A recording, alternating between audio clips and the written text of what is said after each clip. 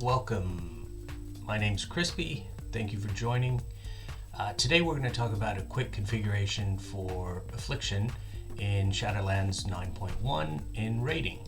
And for Raiding, Affliction has been pretty rubbish in the beginning, but towards the latter half of the expansion, it picked up a bit thanks to some changes that Blizzard made and some of the power of our legendaries. So let's take a quick look at the setups and the stats, and also do a quick demo on a trading dummy.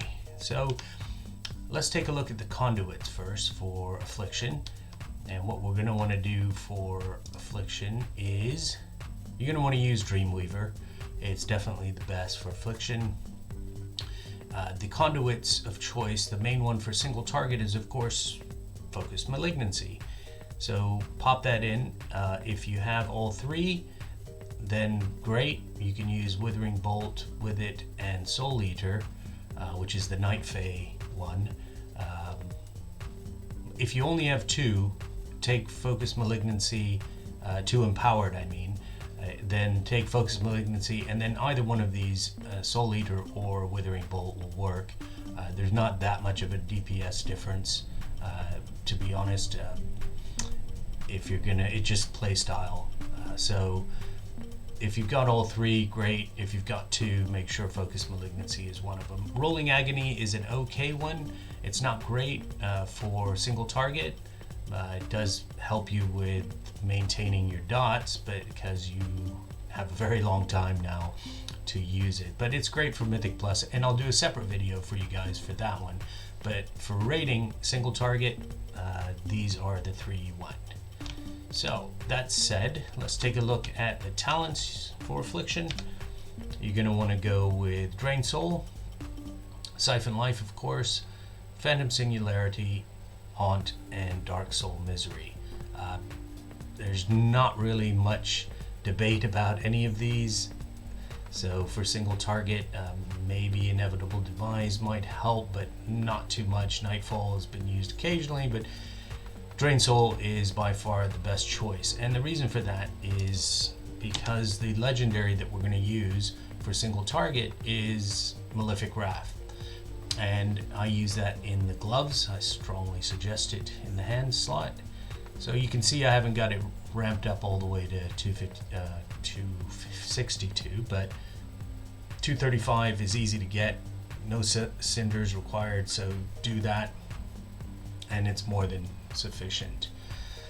The stats you're looking for is haste and crit. I know it's Affliction, so it's a Warlock, so you're always going to want to have some mastery, particularly for Affliction, but the mastery is not something that you're going to want to just get absolutely nuts with for a single target raid setup. It's good, you definitely want it, but you want to focus a bit on your haste, so that affects the how fast your dots will tick over, and crit of course is important as well.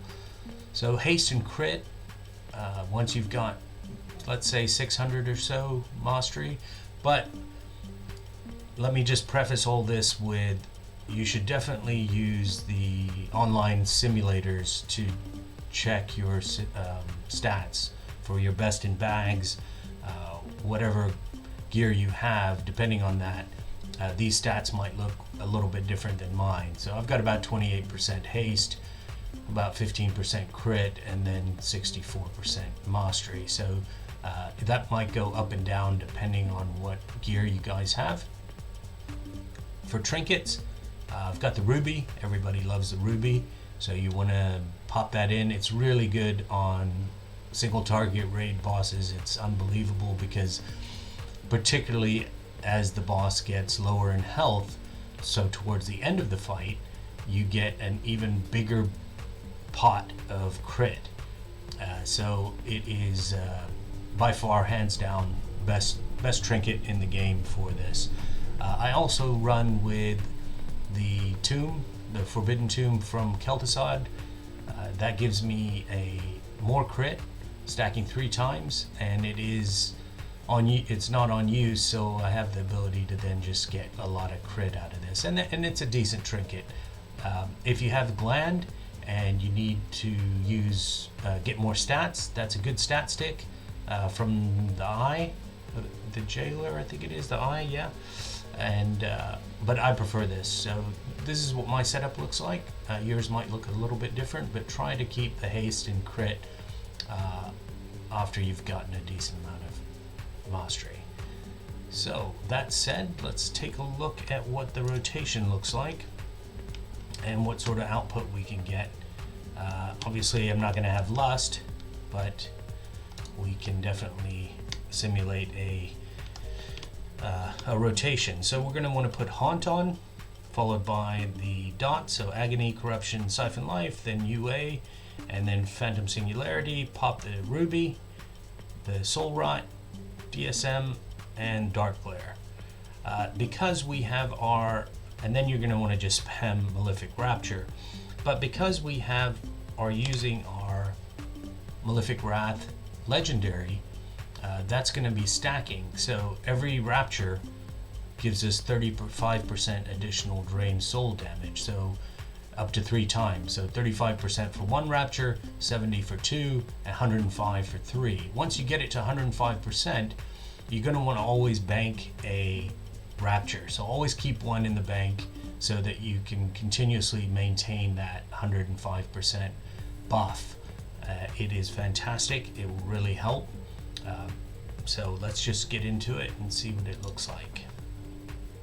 So, haunt, agony, corruption, siphon, UA, phantom singularity, pop your trinket, soul rot, dark glare, and there we get the buff from from the ruby.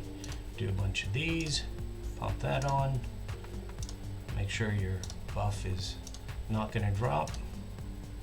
You can see it's 105%. It's still going, which is great. I didn't bank one, but I knew I'd get one because I'm lucky that way sometimes. But that is a bit based on your gameplay. You get used to it. And that is the rotation. So generally you can maintain a burst. Now this is without any pots or floss or runes or lust for that matter. So remember, this was a burst of almost 10k, and that is without that. So you'll do really well, especially after lust, where you're able to maintain that drain soul buff, and a lot of people's damage, a lot of classes damage drops dramatically outside of lust, but we're able to maintain a pretty steady, without any buffs for flasks or lust, of about 7-8k at my item level. So that is a really competitive value. So that is all for today. I'll do the same for Mythic Plus. This has been a raiding quick config by Crispy. Thank you guys for watching, and subscribe and join me next time.